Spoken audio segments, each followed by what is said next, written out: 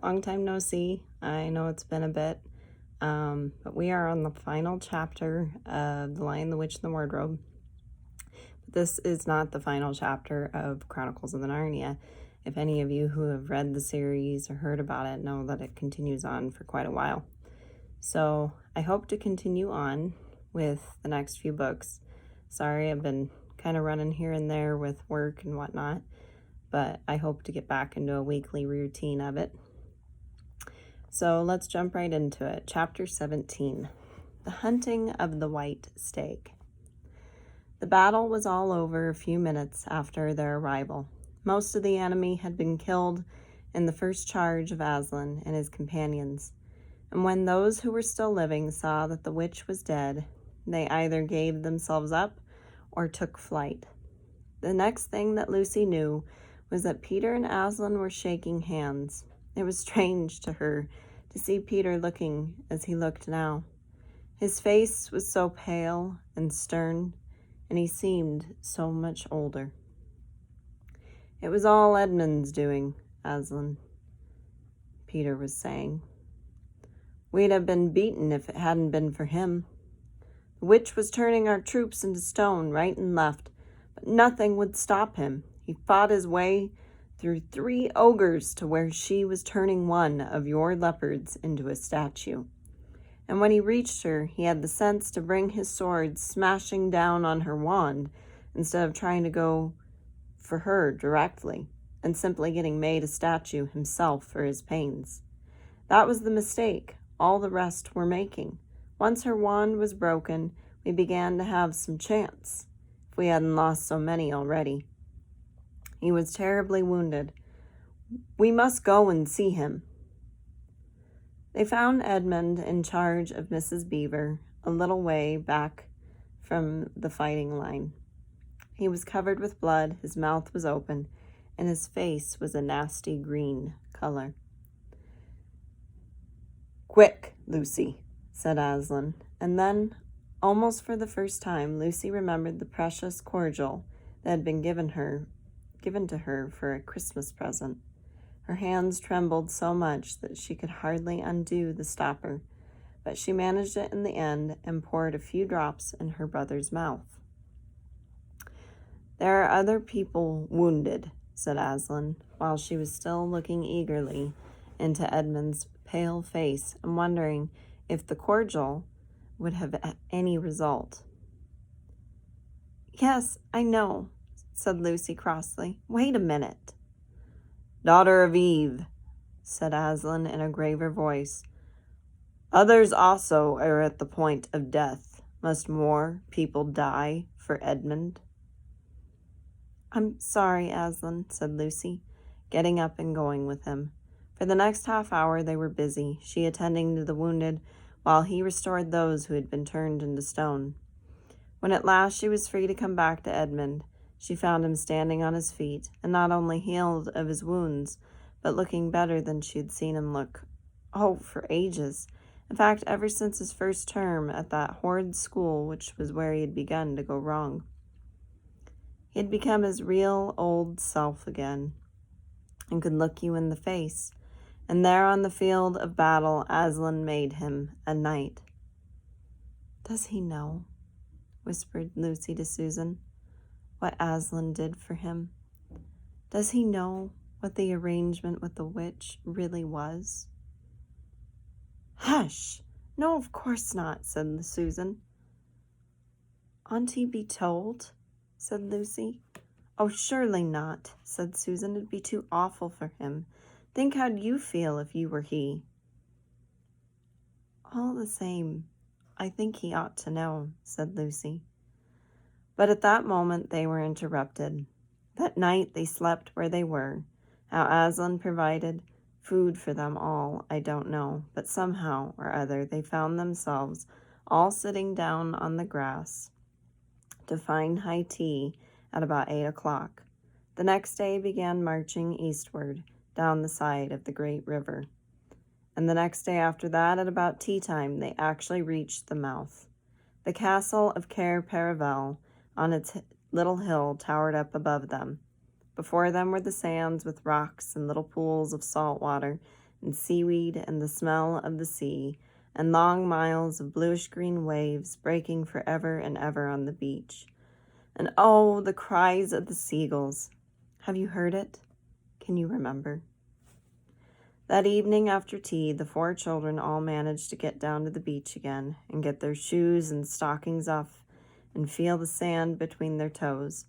But the next day was more solemn, for then, in the great hall of Cair Paravel, the wonderful hall with the ivory roof, and the west wall hung with peacock's feathers, and the eastern door, which looks towards the sea, in the presence of all their friends, and to the sound of trumpets, Aslan solemnly crowned them and led them to the 4 thrones amid deafening shouts of "Long live King Peter!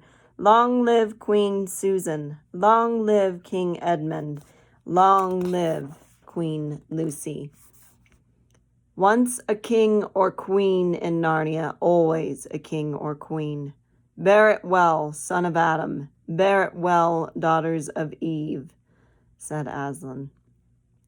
And through the eastern door, which was wide open, came the voices of the mermen and the mermaids, swimming close to the shore and singing in honor of their new kings and queens. So the children sat on their thrones, and scepters were put into their hands, and they were given rewards and honors to all their friends, to Tumnus the fawn, and to the beavers and the giant Rumblebuffin, to the leopards and the good centaurs and the good dwarfs, and to the lion. And that night there was a great feast in Cair Paravel, and revelry and dancing, and gold flashed and wine flowed, and answering to the music inside, but stranger, sweeter, and more piercing, came the music of the sea people. But amidst all these rejoicings, Aslan himself quietly slipped away. And when the kings and queens noticed that he wasn't there, they said nothing about it. For Mr. Beaver had warned them. "He'll be coming and going," he had said. "One day you'll see him, and another you won't. He doesn't like being tied down, and of course he has other countries to attend to. He's quite all right. He'll often drop in. Only you mustn't press him. He's wild, you know. Not like a tame lion." And now, as you see, this story is nearly, but not quite, at an end. These 2 kings and 2 queens governed Narnia well. Long and happy was their reign. At first, much of their time was spent in seeking out the remnants of the White Witch's army and destroying them, and indeed, for a long time there would be news of evil things lurking in the wilder parts of the forest. A haunting here and a killing there, a glimpse of a werewolf 1 month and a rumor of a hag the next. But in the end, all that foul brood was stamped out, and they made good laws and kept the peace and saved good trees from being unnecessarily cut down, and liberated young dwarfs and young satyrs from being sent to school, and generally stopped busybodies and interferers and encouraged ordinary people who wanted to live and let live. And they drove back the fierce giants, quite a different sort from Jumble Rumblebuffin, in the north of Narnia, when these ventured across the frontier. And they entered into friendship and alliance with countries beyond the sea, and paid them visits of state, and received visits of state from them. And they themselves grew and changed as the years passed over them. And Peter became a tall and deep-chested man, and a great warrior, and he was called King Peter the Magnificent. And Susan grew into a tall and gracious woman with black hair that fell almost to her feet, and the kings of the countries beyond the sea began to send ambassadors asking for her hand in marriage. And she was called Susan the Gentle. Edmund was graver and quieter man than Peter, and great in counsel and judgment. He was called King Edmund the Just. But as for Lucy, she was always gay and golden-haired, and all princes in those parts desired her to be their queen, and her own people called her Queen Lucy the Valiant. So they lived in great joy, and if ever they remembered their life in this world, it was only as one remembers a dream. And one year, it fell out that Tumnus, who was a middle-aged faun, by now and beginning to be stout, came down river and brought them news that the white stag had once more appeared in his parts. The white stag who would give you wishes if you caught him. So these 2 kings and 2 queens with the principal members of their court rode a hunting with horns and hounds in the western woods to follow the white stag. As they had not hunted long before they had sight of him, and led them a great pace over rough and smooth and through thick and thin till the horses of all the courtiers were tired out, and these 4 men were still following, and they saw the stag enter into the thicket where their horses could not follow. Then said King Peter, for they talked in quite a different style now, having been kings and queens for so long. Fair consorts, let us now alight from our horses and follow this beast into the thicket, for in all my days I have never hunted a nobler quarry. Sir, said the others, even so let us do. So they alighted and tied their horses to trees and went into the thick of the wood. And as soon as they entered it, Queen Susan said, Fair friends, here is a great marvel, for I seem to see a tree of iron. Madam, said King Edmund, if you look well upon it, you shall see it is a pillar of iron with a lantern set on the top thereof. By the lion's mane, a strange device, said King Peter, to set a lantern here where the trees cluster so thick about it and so high above it that if it were lit it should give no light to man. Sir, said Queen Lucy, by likelihood, when this post and this lamp were set here, there were smaller trees in the place, or fewer, or none, for this is a young wood, and the iron post is old. And they stood looking upon it. Then said King Edmund, I know not how it is, but this lamp on the post worketh upon me strangely. It runs in my mind that I have seen the like before, as if it were in a dream, or in the dream of a dream. Sir, answered they all, it is even so with us also. And more, said Queen Lucy, for it will not go out of my mind that if we pass this post and lantern, either we shall find strange adventures, or else some great change of our fortunes. Madam, said King Edmund, the like foreboding stirreth in my heart also. And in mine, fair brother, said King Peter. And in mine too, said Queen Susan. Wherefore, by my counsel, we shall lightly return to our horses, and follow this white stag no further. Madam, said King Peter, therein I pray thee to have me excused, for never since we four were kings and queens in Narnia have we set our hands to any high matter as battles, quests, feasts of arms, acts of justice, and the like, and then given over, but always what we have taken in hand, the same we have achieved. Sister, said Queen Lucy, my royal brothers speak rightly, and it seems to me we should be ashamed for any fearing or foreboding we turned back from, following so noble as a beast as we now have in chase. And so say I, said King Edmund. I have such a desire to find the significance of this thing that I would not by my good will turn back for the richest jewel in all Narnia, all the islands. Then in the name of Aslan, said Queen Susan, if ye will have it all, so let us go and take the adventure that shall fall to us.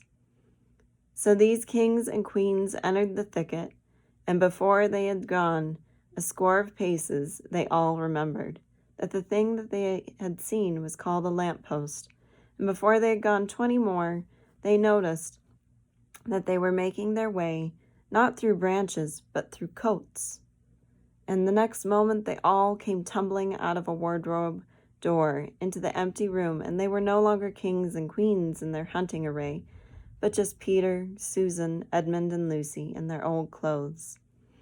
It was the same day and the same hour of the day on which they had all gone into the wardrobe to hide. Mrs. Macready and the visitors were still talking in the passage, but luckily they never came in to the empty rooms, so the children weren't caught.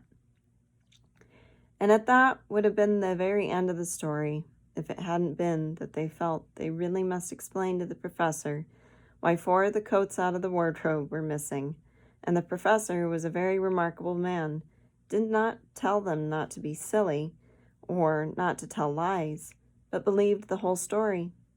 No, he said, I don't think it will be any good trying to go back to Narnia through the wardrobe door to get the coats. You won't get into Narnia again by that route. Nor would the coats be much use to you now if you did, eh? What's that? Yes, of course you'll get back to Narnia again someday. Once a king in Narnia, always a king in Narnia. But don't go trying to take the same route twice. Indeed, don't try to get there at all. It'll happen when you're not looking for it. And don't talk too much about it even among yourselves. And don't mention it to anyone else unless you find that they've had adventures of the same sort themselves. What's that? How will you know? Oh, you'll know all right. Odd things, they say. Even their looks will let the secret out. Keep your eyes open. Bless me, what do they teach them at these schools? And that is the very end of the adventure of the wardrobe. But if the professor was right, it was only the beginning of the adventures of Narnia. So that concludes The Lion and the Witch and the Wardrobe. I hope you've enjoyed it thus far. And I hope to continue on our journey in Narnia because, just like the book said, it's only the beginning of our adventures. And I hope that you will take your own adventures in life. So we'll be continuing on with The Horse and His Boy, and I hope to continue that on in a few days. Thank you.